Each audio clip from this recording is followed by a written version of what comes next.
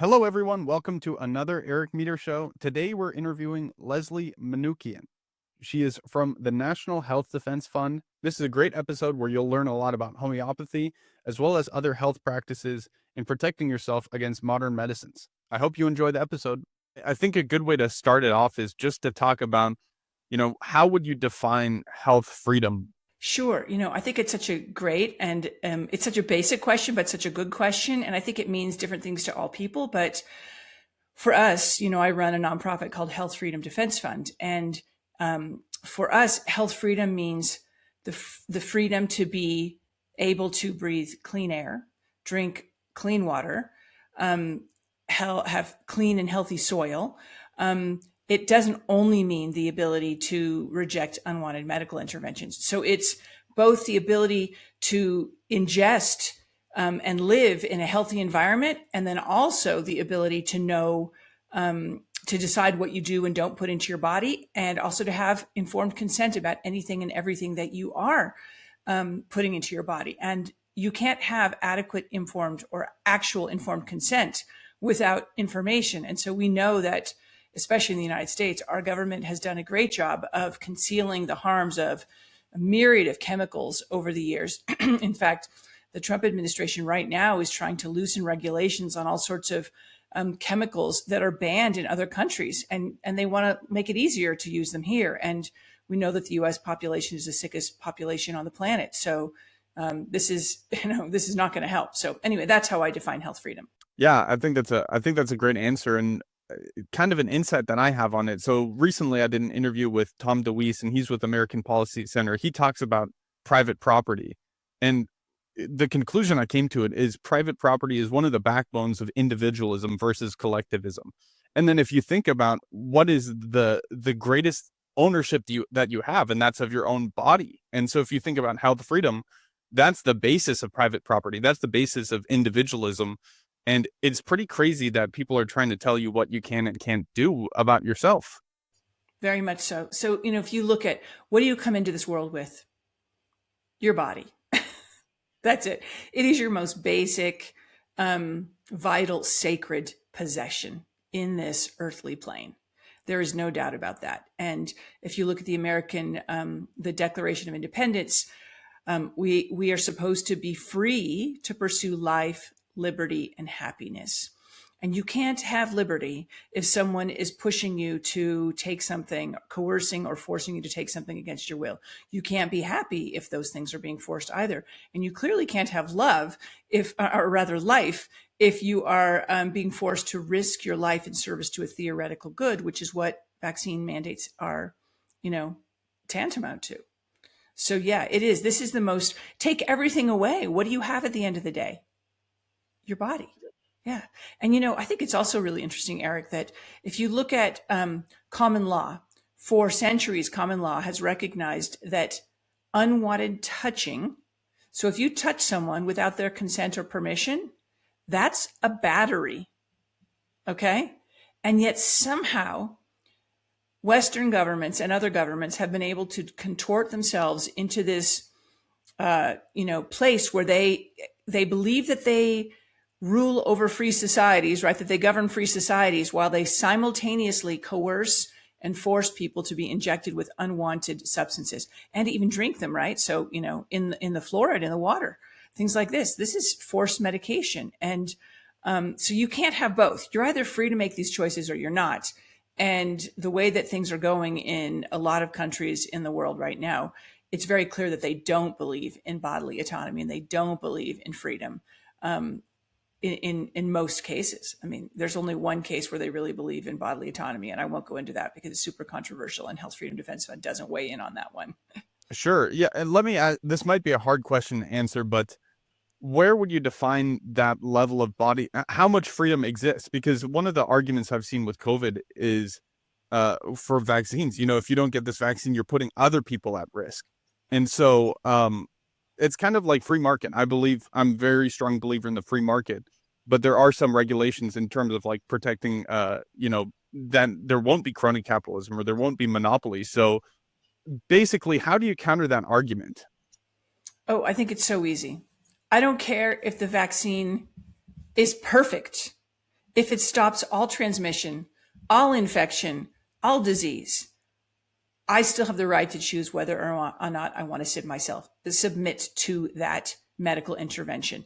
This is part of the Nuremberg Code. This is part of the Declaration of Helsinki. This is part of the United Nations. It was in 2005 or six, I think, their Declaration on Bioethics and Human Rights. This is a universal principle. We don't touch people without permission. Why in the world would we accept that we can be forced to take a medical intervention? And let's be clear that every single medical intervention carries risk. And whenever you submit to anything, you are what's called an N of one. An N, the letter N, that's used in scientific experiments to describe the number of participants in a study. An N of one means that you are the only participant in the study. Every single time you take a medication, you don't know for sure whether or not it's going to harm you or kill you. And in particular with vaccinations, federal law in the United States recognizes that they're unavoidably unsafe. I shouldn't say federal law. The Supreme Court recognized that in a case in 2011 called Bruzewicz versus Wyeth. And federal law, though, also does recognize that vaccines injure and kill in the form of the National Childhood Vaccine Injury Act of 1986. So this is, I don't think it's ever appropriate to force someone to take a medical intervention of any kind for others. And let's be honest, it's not just for others, it's for a theoretical greater good, right? Exactly. It's purely theoretical. It's not real. Then if you drill down deeper, you look at the COVID shot. The COVID shot did not stop transmission or infection. I mean, full stop. There is no public health justification, irrespective of my moral argument that it's morally and unethically inappropriate or immoral and unethical in order to mandate any kind of a medical intervention. So I don't think you can argue anyway. And then there are lots of other vaccines that are not what are called sterilizing. They do not stop transmission and infection. And if they don't, then there's no public health argument. But even if there is, from my way of thinking, there is no scenario under which it's acceptable to force a human being to violate their body and risk their life for a theoretical good of another. Agreed. Completely. I agree with that. And if you think about it, the individual is the greater good. I am the greater good. You are the greater good. And the way you protect that is through individual rights. But as an outsider looking in, if you look at vaccines and what they cause, you look at the diet and all the pharmaceutical industry, all of this stuff, it looks like people are being poisoned. And so do you think there's like a nefarious agenda behind this, or what do you think is the end goal of what they're trying to push on people? Well, I think it's very mixed. I think there are some people who are out there just for money. Clearly there are, there's a Supreme Court case right now in the United States, Bayer, Bayer. In German, we say Bayer. But it was famous for baby aspirin when I was a little kid, Bayer baby aspirin.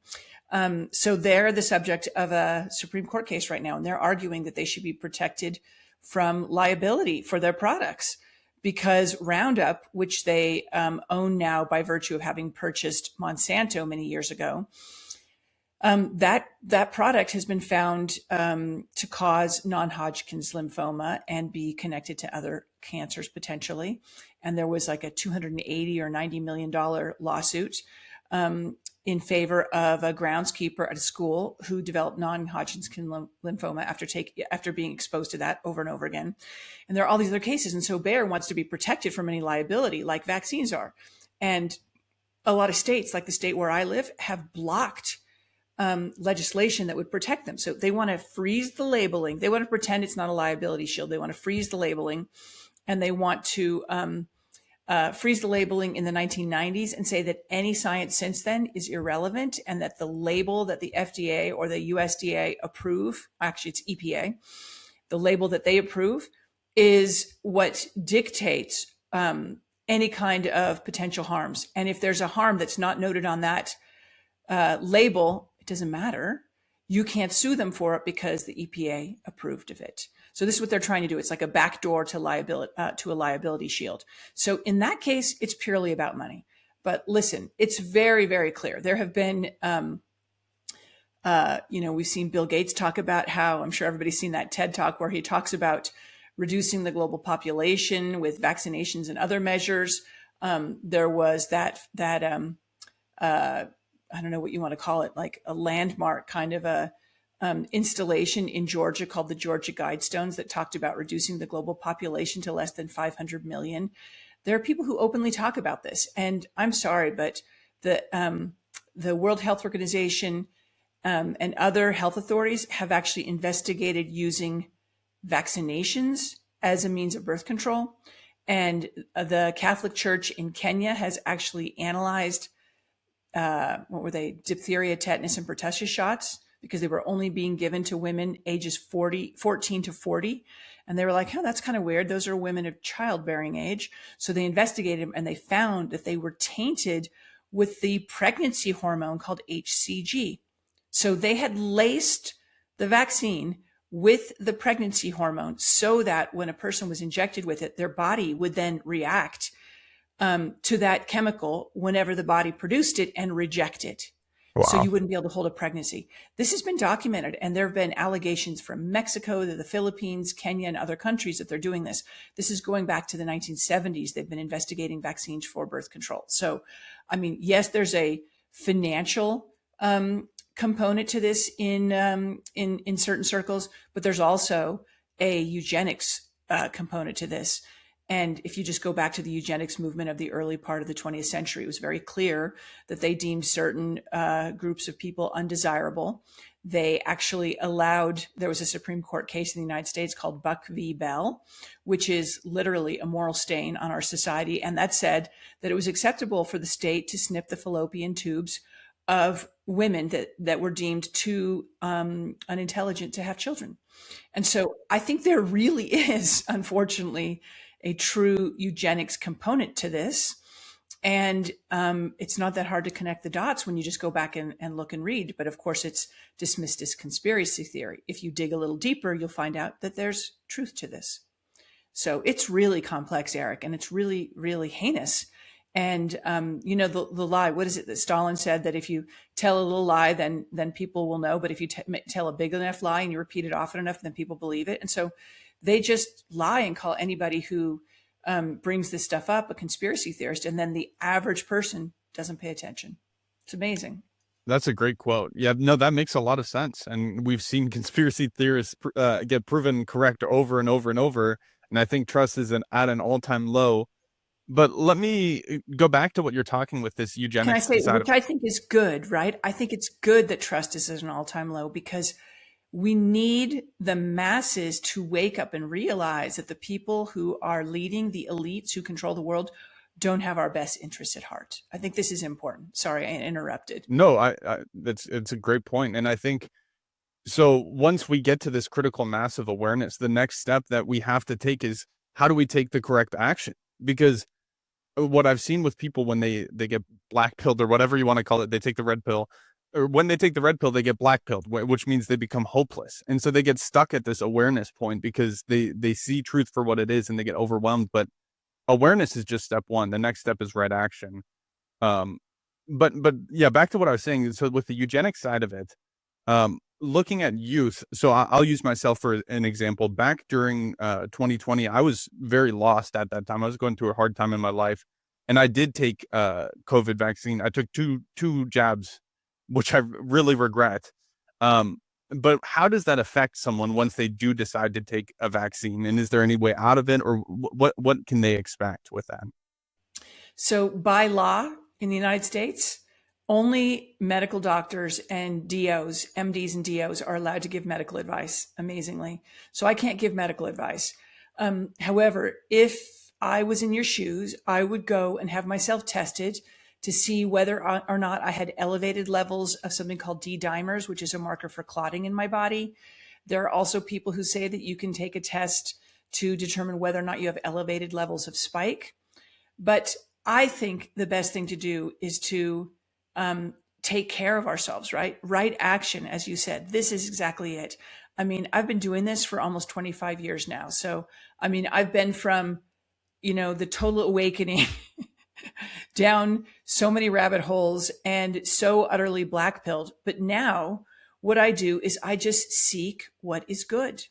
And I seek to affect change in the ways that I can in my life and in a bigger plane. And by doing so, I am met with so much unbelievable love and gratitude, which lifts my spirit, which just fills my soul, right? It just makes me so happy to be serving and to be making a difference on this planet. And so I think that this is what's really important, is that people, okay, yeah, go get black pilled. And sure, the agenda is really dark. There's no doubt about that, but they're not going to win.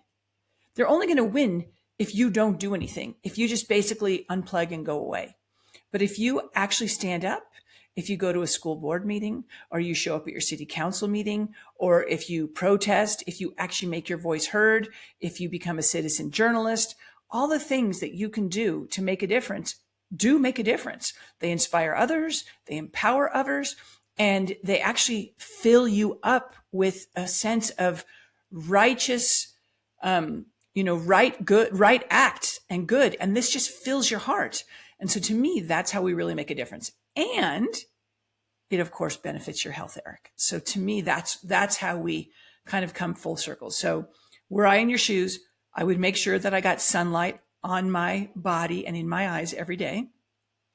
If I couldn't do that, I would get one of these red light therapy units. There's one called Mitolux, which is really incredible. That's the best thing. I bought one for my husband this year. I would get one of those. That's just fantastic. And I would make sure that I'm not eating sugar. I'm not using substances that alter my consciousness on a, regular basis. So, I mean, even though drinking is very normalized in society, in some societies, it's actually very neurotoxic. And so I would restrict that. I wouldn't be using any kind of stimulants and products. And I would make sure that I was exercising, getting light, eating well, and also surrounding myself with people who I love and care about. Those are the path to health, in my view. And then if you are sick and you do have symptoms, I would see a homeopath. I'm a homeopath, Eric, and I think it's the most powerful, magical medicine on the planet. And it's also the path to health freedom, because once you learn the basics of using homeopathy and homeopathic remedies, you don't actually have to go to the doctor very much anymore. And that, to me, is the true path to health freedom. Yes. No, absolutely. And I agree exactly with everything you're saying. I think there's a quote that I wrote one time where it's the most effective poison is one that's consumed willingly. And if you look at everything that we inject in ourselves, not necessarily literally inject, but like you said, alcohol, it's normalized. The nasty food, the junk food that kids are eating constantly is poison. And I think the first step of awareness is identifying it. And then instead of just getting stuck at that awareness point, you've got to take a breath of fresh, sigh of relief and be like, okay, I've identified it. I can let go of it. And that's really what's empowering. And I like how you're talking about a holistic approach with that. I think that's very important. So how do you think would be a more utopia version of like a health-based society in the West, where they look at things in a more holistic lens? So if I were, it's interesting you asked this, because I have been building creating a list of things I would do if I were going to change the system and I wanted a perfect system. And there's so many things that are wrong with all the systems extant today. But in order to build a really, truly holistic system, you would have something that respects not just the soil, not just the air and water, but also human beings, right? And so it would all be about voluntarily coming together in order to interact and trade and work. It would be about valuing each and every individual. It would be about ensuring that there were no monopolies. I do believe in the free market, but I believe that no one should be able to amass so much that it actually constrains competition. And this is what happens. And, we used to have Glass-Steagall in this country, but we don't anymore. That was gutted 20 some years ago.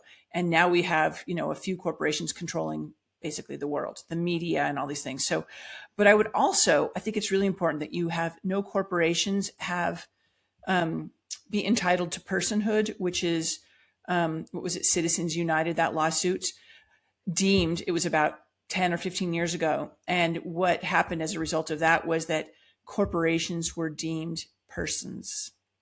so they get the same protections as individuals. And I would absolutely remove that, because I think that corporations and their leaders have to be held accountable for the wrongs that those corporations do. So if you're going to put a chemical on the market, you're going to be fully liable, you as the CEO too. I think upper management has to be liable, because otherwise they have zero reason. They just get a $200 million golden parachute and they bail out and someone new comes in. And then the corporation pays some fines, maybe, that are a rounding error in their overall profitability.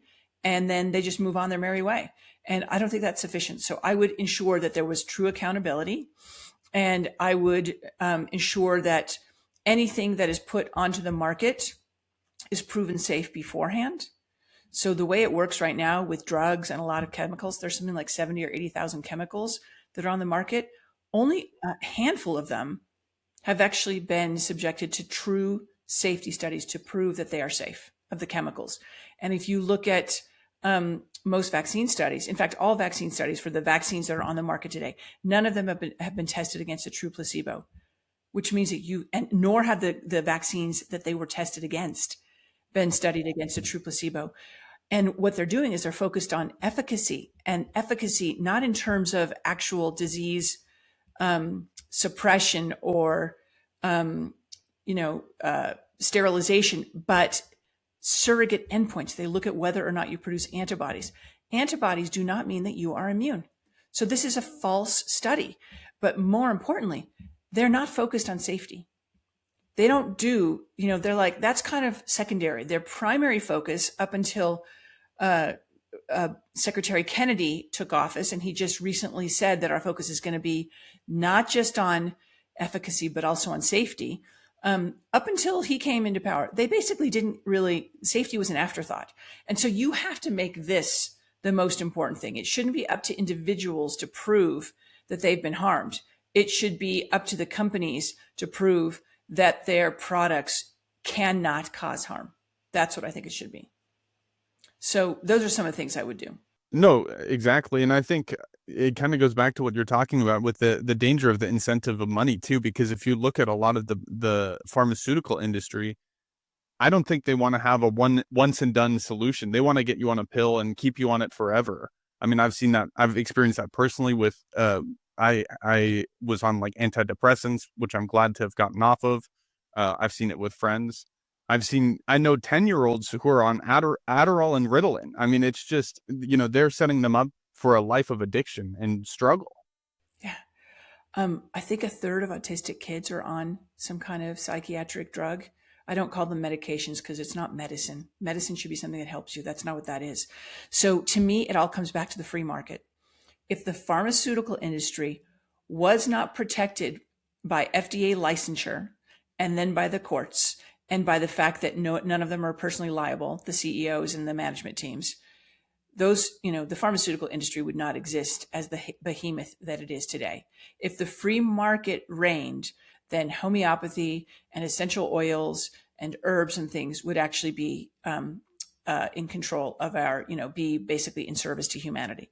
And I know this for a fact because if you go back to the 19th century, in the when was it? It was 1843, the very first medical association in the world, in the United States was established. It was called the American Institute of Homeopathy. Okay. That was the very first medical institute in the United States. 2.5 years later, in 1846, the American Medical Association was established. And it was established largely to push back against the homeopaths, because the homeopaths were taking away all of their patients because the medical doctors were actually harming so many people. They were putting creams on people that contained mercury. They were painting people's throats with arsenic. They were sucking their blood out of them, right? They were doing all sorts of really, really dangerous, very unscientific practices, all on the basis of a bunch of assumptions. And homeopathy was incredibly safe, incredibly effective, and it was way more successful at all the epidemics that happened in the 19th century. So you look at cholera, typhoid, malaria, all these things. Homeopathy had almost no deaths, very few casualties. And if you look at the medical doctors, they would have 10 to 40 to 80% death rates. It wasn't because that kind of medicine was superior. it was because the homeopaths were threatening their Their income. their income. And then what happened was Rockefeller and Carnegie got together in the late 19th century, early 20th century, and they teamed up with the American Medical Association, and they commissioned something called the Flexner Report, which was written. And it basically said, what we really need more than anything is we need licensure and we need standardization of all of the medical schools in America. And within 10 years, half the medical schools were gone. And the ones that were catering to homeopaths, naturopaths, herbalists, midwives, and things like this, they were the ones that went away because they were starved of funding. And the ones that were pushing chemical-based, petroleum-based drugs on the public were funded via Rockefeller, who had his own personal homeopath. Okay, that's what he chose for his medicine. So do all the royal families across Europe. They have their own homeopaths because it's so unbelievably effective. I think it's one of the reasons why they live so long as well. There are probably other reasons, but that's one of the reasons. But the point is that if there were a free market and people actually had to choose between what was safe and effective, hands down, homeopathy would win over medicine for everything except for emergencies. And even in emergencies, listen, I have a family member who had a stroke recently. It was homeopathy that really helped her to heal. And it was homeopathy that stopped the headaches from the stroke. Yeah, that's amazing. No, that's awesome. So could we quickly touch back? Earlier you mentioned not having sugar. Could we go into a little bit of a discussion about some of the downsides of sugar? Because I have done breaks where I've gone out of sugar. That's one of the ones that's hard. It's like I can cut alcohol, I can cut all of that stuff, but sugar has been the hard one for me. I'm not a sweet tooth, but it's just so in every food, it's hard to get away from. Well, it's in every food because they know that it's like a drug, right? It's so, it releases dopamine into our systems. It makes us feel good. It's just like, and so it's calming of the nervous system. It also feeds our adrenals, and it prompts our body to produce insulin, which then gets energy into our cells. So it gives us an energy boost. It does all these things. But the problem is that it puts us on this like roller coaster of blood sugar dysregulation up and down. And it also suppresses the immune system, which is really dangerous. You don't want that. But I don't think it applies to all sugars. So, maple syrup, that's not unhealthy. Honey, that's not unhealthy. Fruit is not unhealthy. It's just usually it's the sugar and what the sugar is put into, because they put it into processed grain product that has no nutritional value whatsoever. And then they add sugar to it. And then they usually add an industrial oil to it. They're not using a natural oil like coconut oil or palm oil or butter, right? They're not using or lard or tallow. They're using, so you're talking about an industrial product with industrial oil, industrial flour, and then you add sugar to it. And it's like, so you have the combination of the oil with the sugar, and that makes it super addictive, and the flour too. It's just like a adrenaline rush. It's the equivalent of an adrenaline rush, but it's eaten, it's edible. And it does affect the nervous system or the immune system. And it also can ultimately, by doing this over and over again, lead to what is now being called diabetes type 3, diabetes of the brain. So when you have too much sugar in your diet and you're drinking a lot of, high fructose corn syrup based drinks and things like this, what's happening is you're causing inflammation in the body. And inflammation is bad no matter where it is, but it's particularly bad when it's in the brain. And that's what's causing like a lot of early onset Alzheimer's and things like this. They're calling Alzheimer's diabetes of the brain. So it's a full spectrum problem: immune, brain, gut. It changes the microbes in the gut. It does all sorts of things. Now, that's not to say that you can't have a sweet now and then. It's just way better to use something that is made from freshly ground flour, which I know is not easy, but that's what's way better. I bet it's much easier for you to find that in Hungary than it is in the United States, although that's changing here too. And then you make sure that you eat it with, that it's made with butter or coconut oil or palm oil. Like there are just ways to do this, right? And Yep. make sure that it's not just a constant thing, Yep. you know. Definitely. And Did that answer your question?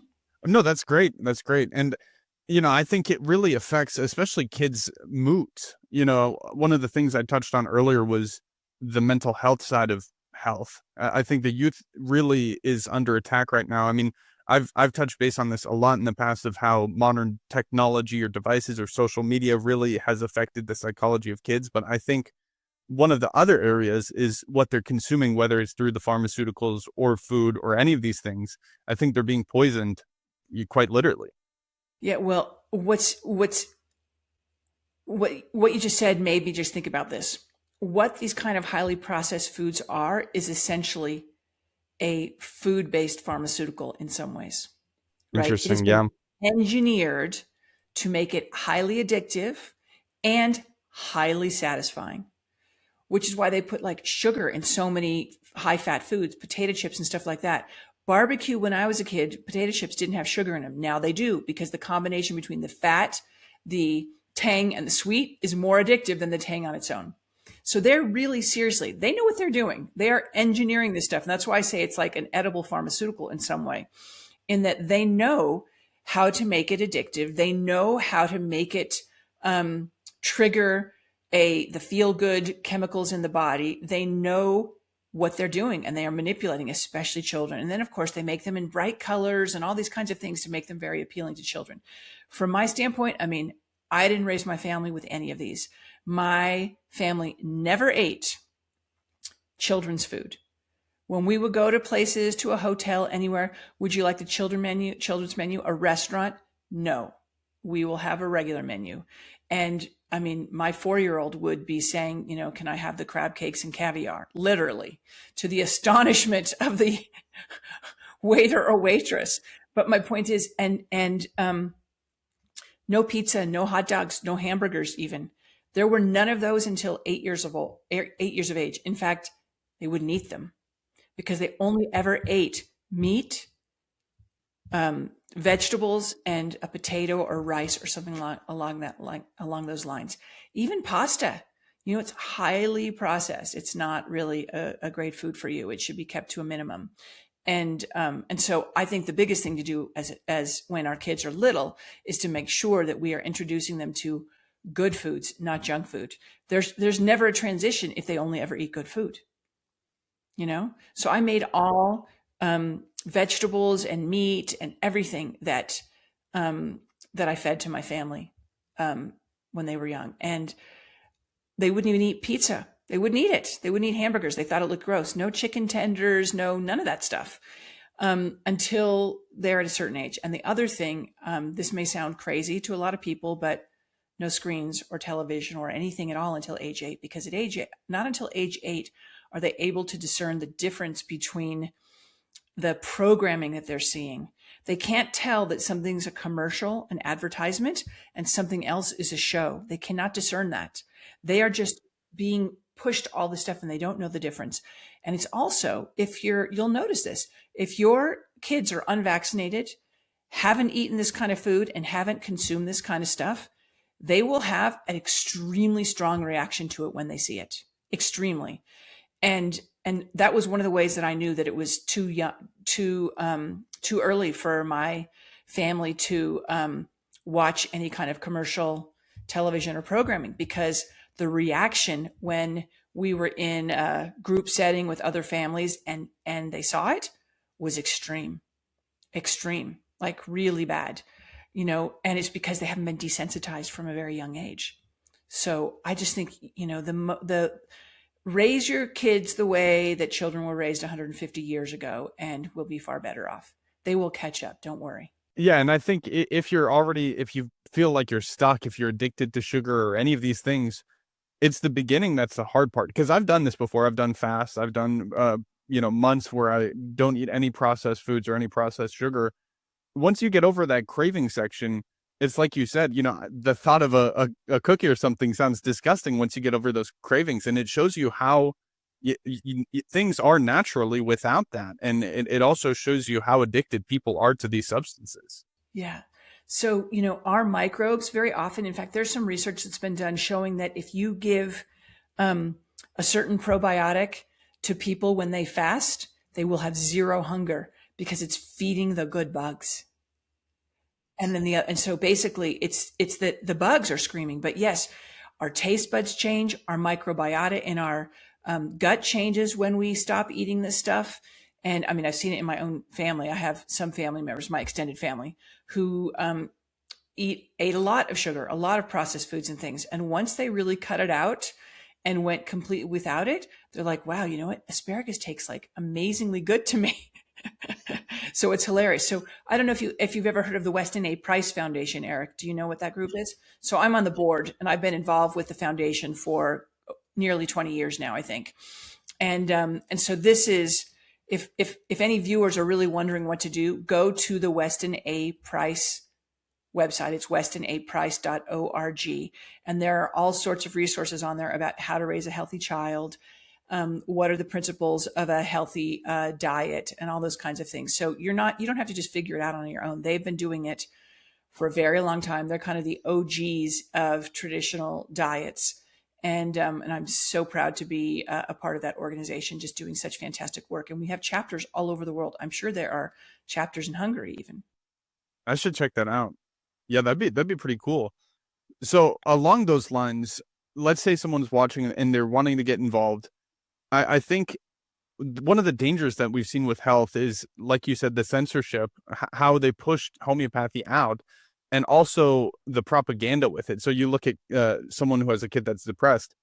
They don't want to necessarily take their kids off of pharmaceuticals because they're going to worry that their kid might kill themselves. And again, we're not saying any recommendations here, but what are steps people can take besides diet? What are some of the rights that they should know that they already have in order to take the next steps to get out of this corrupt system? Yeah. So there's a book called The Gut and Psychology Syndrome that was written by Dr. Natasha Campbell McBride in order to help heal her own son who had neurological complications, autism, and things like this. And she's actually, I think, a neuro researcher. And she studied all this. And basically, there's a huge connection. I don't know if people know this, but actually, our gut and our brain, you know how we talk about the gut brain connection and how I felt it in my gut, or I have a gut sense, or I got kicked in the guts, all these things. Well, our gut and our brain develop out of the same tissue and then separate as we are developing. And so it's really important that we have a healthy gut and that we're feeding ourselves good food in order to have a healthy mental, emotional state. And you can actually cure schizophrenia and depression and other things through diet, through a very well defined diet called the GAPS diet, the Gut and Psychology Syndrome diet. Okay. And there are all sorts of mental and emotional chronic conditions that have been addressed through that. But you can also do it through homeopathy and through other things. So there are fantastic homeopaths who actually treat all kinds of depression and things like this. You can go to the, I always think about it's Global Natural Health Solutions.com. They have a wonderful team of homeopaths that you can consult with. Then there's something called findapracticalhomeopath.com. They've been trained in the Banerjee protocols from India, which is all about treating all of these kinds of things. And what they do is they help people to very slowly taper off a drug while they're supporting them with the proper homeopathic medication or remedy so that they stop needing the drug. And so that's a really good and safe way to do it. And then there's another thing. It's called Remedy Academy, RMDY Academy. And people who've come out of that program are very skilled at doing this kind of stuff as well. So I would seek out somebody from one of those to have them help you or help your kids so that they actually aren't depressed anymore, and then they don't need the drug. They don't need, and I'll tell you, I hear from young people all the time that if you go to like the sort of elite colleges in this country, a huge portion of the students are taking Ritalin and other drugs just for tests, just for exams, just to study, so it's rampant across the United States and I believe, Western world. It's really bad. But homeopathy is a real lifeline to people to get out of the stuff. And I would just really caution to be very cautious, very careful, and very slow and deliberate in doing this. But homeopathy can really be a lifeline to people to help them make that to taper and make that transition. I think, Eric, there's something else that's really important, and that is that we have to get back to the place. It was when we were talking about a utopian society. We have to get back to the place where we honor one another and our emotions. When my family was young, I never punished, never timed them out, never sent to the rooms, never grounded, never hit, never anything. I always would say, "Oh, I can see you're sad," or, "Oh my gosh, you hurt yourself. Does that hurt? Do you want to let it out?" And I would take them up on my lap and say, do you need to cry? Do you need to let it out? Cry it out. Once it's done, they're off. That's it. It's no longer held inside the person. And a person who has not suppressed their emotions through conditioning or training or repression, whether it's familial or societal, they are much happier, much easier going, much more grounded. And a person who is well nourished is much happier and much more well grounded. And so, I think it's important that we actually honor one another. There are ways that we can raise our children that doesn't actually prompt them to suppress. And the reason that's so important is that in the healing arts, we have a saying that what you resist persists. And so let's just say, you're in a state of anxiety a lot and you don't express it. You don't let it out. Well, that's actually being bottled up inside you, and it will go into your tissues, into your organs, into different places.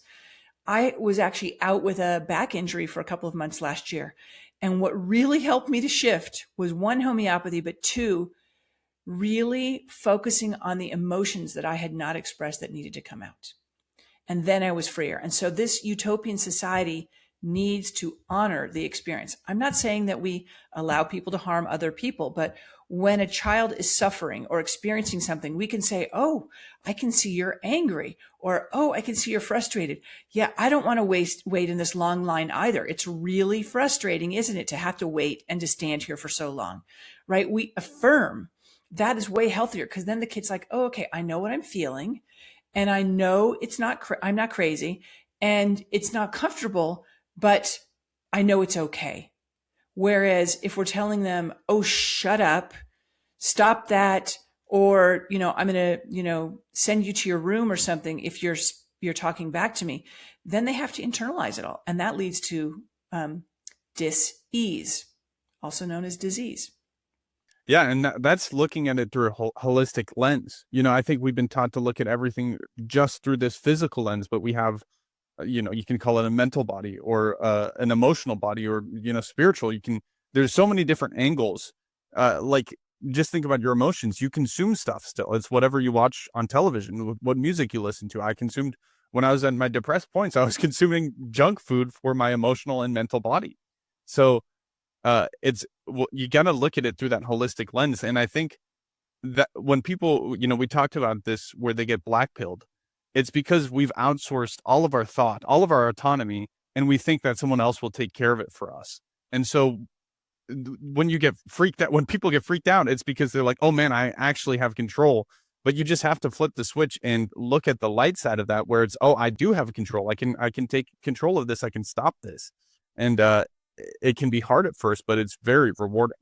Very much so.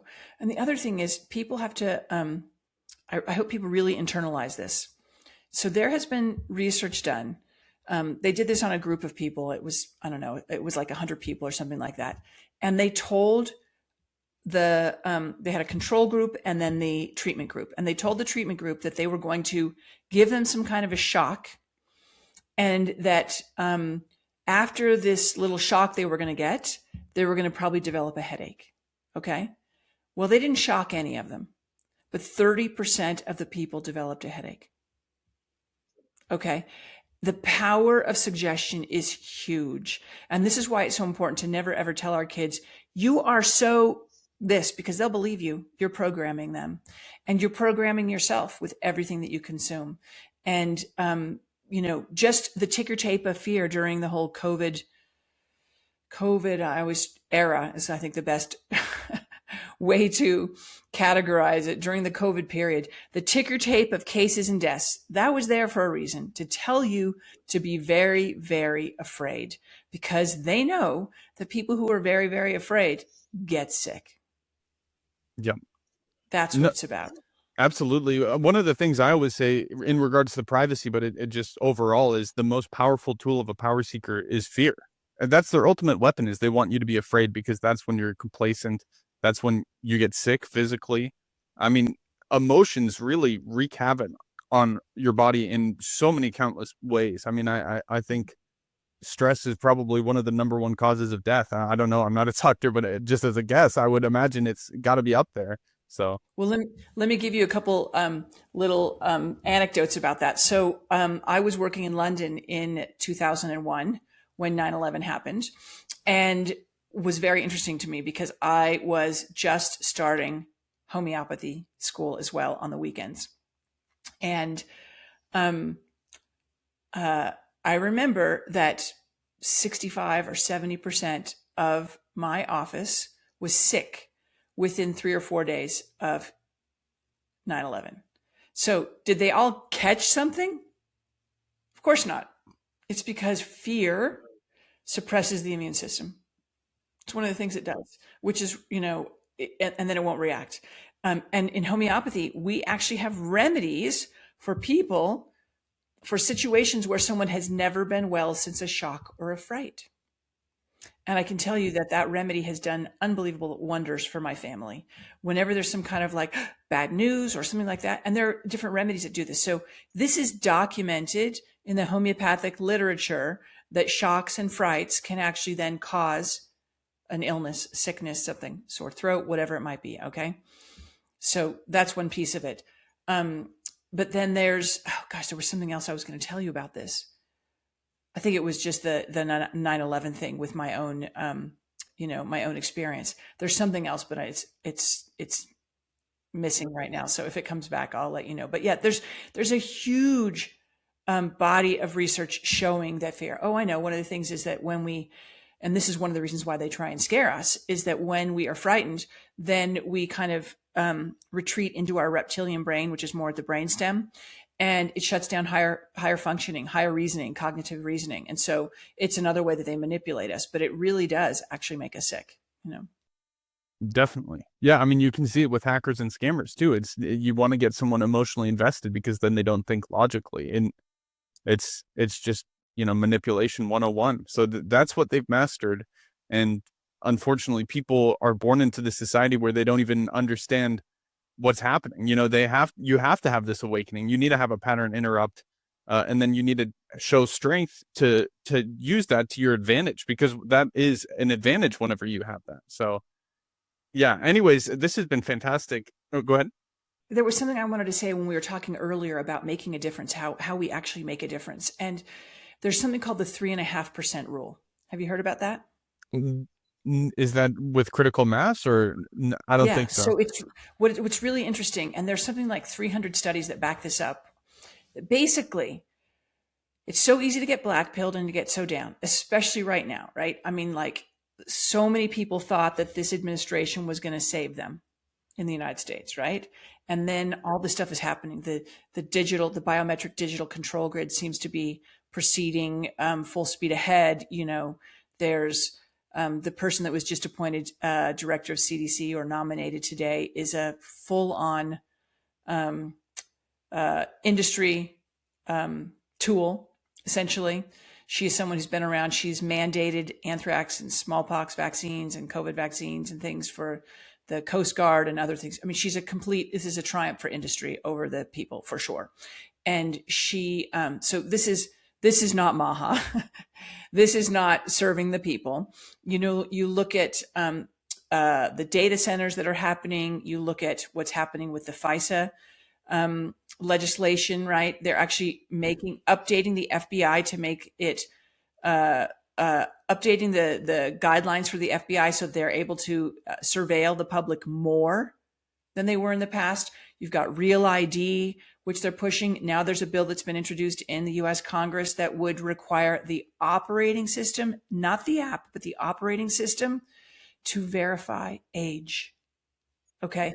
This is where it's going. And this will all connect into the digital ID so that you can't access the internet unless you prove your age, and it'll track where you visit, where you go online, what what kind of media you consume. It'll be connected to your financial, banking records, your employment records, your travel, credentials, everything. It is the social credit system through the back door. That's what this is. Okay. And most people have no clue and are like, oh, yay, the Strait of Hormuz is reopened, Yep. Yep. right? No, And so definitely. but then there are those who are like, oh my gosh, I can connect the dots and see what's happening. And it's awful. And the reason I'm bringing this up is so important. It's because of the 3.5% rule. The 3.5% rule says that it only takes 3.5% of the population as long as it is heterogeneous. So it can't be all lefties or all righties. It has to be different demographics, different racial backgrounds, different socioeconomic, all these things. But as long as it's heterogeneous like that, and it has a sustained presence and protest, it always wins. So that's where we are on the verge of that, friends. We are so close. In fact, the state of Maine is on the verge of banning data centers. Okay. Look at what happened in the US over COVID. If it hadn't been for the US, we would already be in the Great Reset fully, in my view. And it's because we had 50 states and 50 different responses. So the COVID shots did not get past 70%. They claim it was 80%. I don't believe that for a second. I think it was no more than 70, and it may have been lower because I think a ton of people faked it.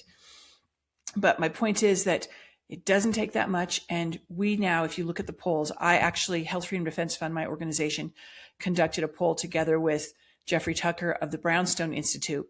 And our poll showed that 91% of respondents support the right to informed consent for all medical interventions, including vaccines. This is unheard of, that kind of unanimity on any kind of an issue. This is incredible. This is a super majority. The pollster said he'd never seen anything like it. 88% said that they believed that every American had the right to make their own medical choices, and 87% said that should be codified in law.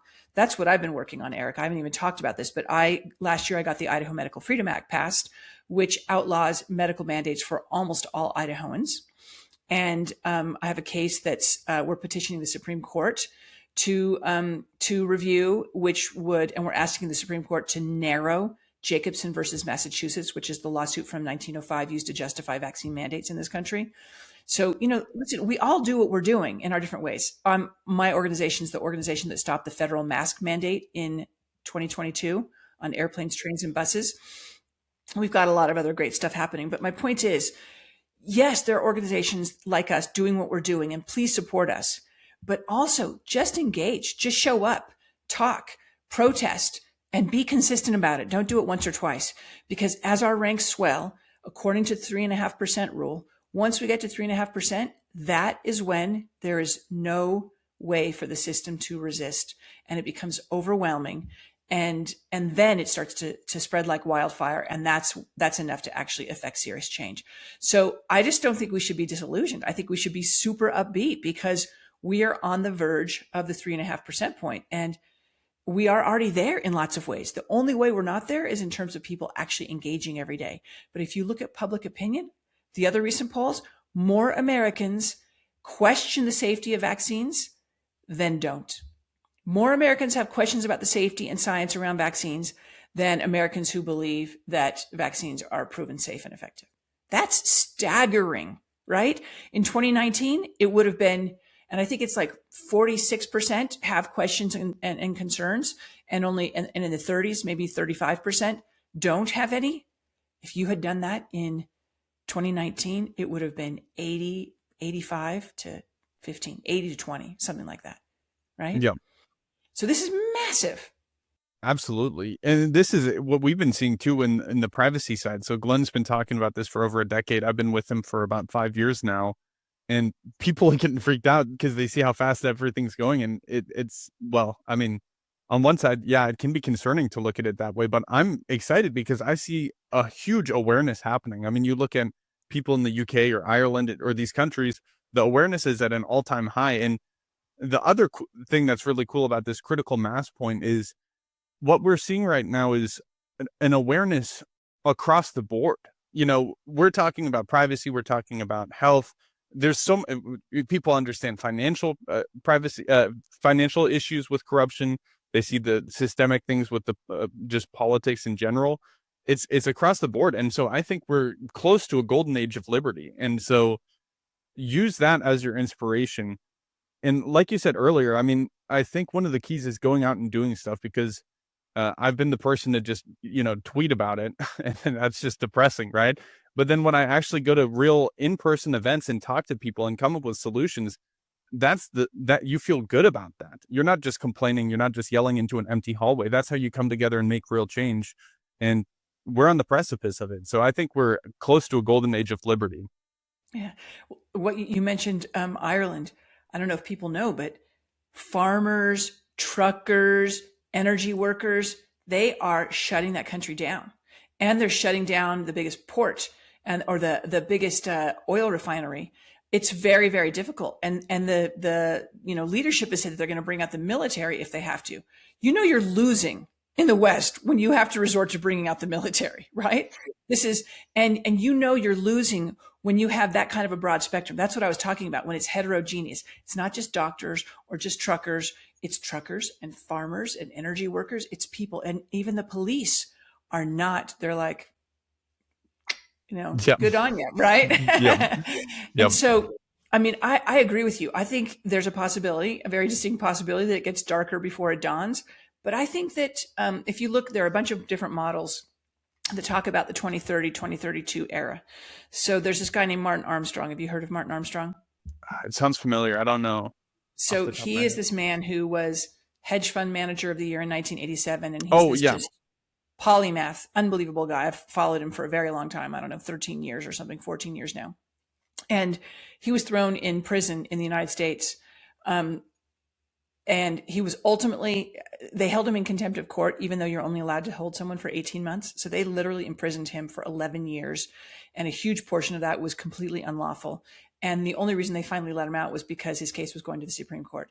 He pled guilty to a minor crime, which he did not commit, I don't believe. But they basically tried to frame him, and they tried to frame him because in 1999, 2000, the West was actually trying to blackmail Boris Yeltsin. And they were trying to basically co-opt Russia so they could access all of Russia's resources. And they asked Martin Armstrong if he would invest, or if he wanted to invest a bunch of money in something. And he was just like, no, I don't want to do that. And then they went after him. And he had proof that they were blackmailing Yeltsin. He had audio recordings, telephone calls, all these kinds of things. They raided his office. They took his model. He has a model. It's called Socrates. And Socrates predicted the 1987 stock crash to within like a half a point of the bottom and told everybody to buy.